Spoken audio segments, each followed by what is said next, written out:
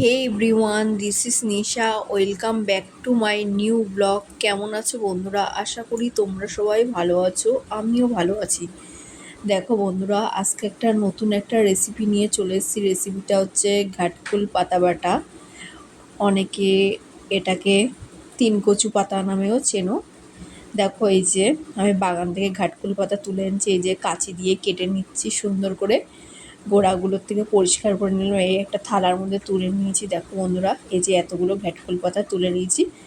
তারপরে সুন্দর করে ছোট ছোট করে টুকরো টুকরো করে কাঁচি দিয়ে কেটে একটা জলের মধ্যে, একটা গামলার মধ্যে জল নিয়ে ভিজিয়ে রাখবো। কারণ ওর গায়ের মধ্যে অনেক ময়লা রয়েছে, যাতে ময়লাগুলো পরিষ্কার হয়ে যায়। আর এদিকে একটা বাটির মধ্যে কিছুটা রসুন ছুলে নিয়েছি, আর দুটো বাদশা লঙ্কা রেখেছি। আর এই যে বাটির মধ্যে ভালো করে ধুয়ে নিয়েছি, আর ওটা জল থেকে ভালো করে ঘাটকল পাতাটা ধুয়ে নিয়েছি। ধুয়ে এই যে পাত্রের মধ্যে তুলে রেখেছি। এবার ওভেনের মধ্যে একটা কড়াই বসেছি। কড়াইটার মধ্যে, শুকনো কড়াইয়ের মধ্যে রসুন আর ওই বাদশা লঙ্কাটা দিয়ে নিয়েছি। কোনো তেল দেওয়া নেই, ওটা শুকনো কড়াইয়ের মধ্যে ভালো করে টস করে নেবো। টস করে নেওয়ার পর ঘাটকল পাতাটা দিয়ে দেবো। ঘাটকল পাতাটা দিয়ে ভালো করে টস করতে করতে দেখবে পাতার থেকে জলটা শুকিয়ে যাবে। শুকিয়ে যাওয়ার পর একদম অল্পটুকুনি হয়ে যাবে।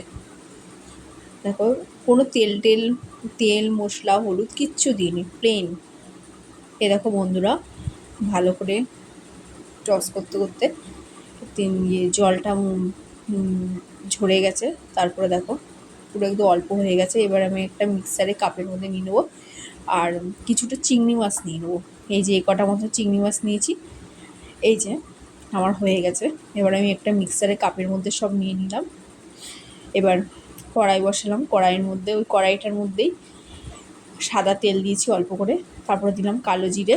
কালো জিরাটাকে হালকা নাড়াচাড়া করে নিলাম।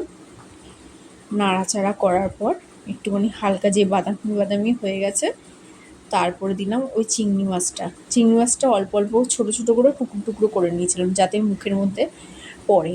মিক্সারে দিলে পেস্ট হয়ে যেত, খেতে ভালো লাগতো না। ঘাটকল পাতার টেক্সটটা এতে বেশি ভালো আসে। এবার দিয়ে এবার এটা হালকা করে নাড়াচাড়া করে করতে করতে যখন ব্রাউনি একটা কালার চলে আসবে, দেখো কি সুন্দর একটা গন্ধ বেরোবে কালো জিরের আর চিংড়ি মাছের। এবার ঘাটকল পাতাটা দিয়ে দিলাম। ঘাটকল পাতাটা দিয়ে ভালো করে নাড়াচাড়া করছি।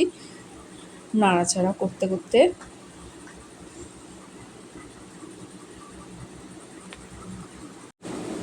এই যে দেখো ঘাটকল পাতাটা দিয়ে যাচ্ছে। দিয়ে এবার এরপর একটু লবণ দিয়ে নিলাম, তারপরে পরিমাণ মতন হলুদ দিয়ে নিলাম।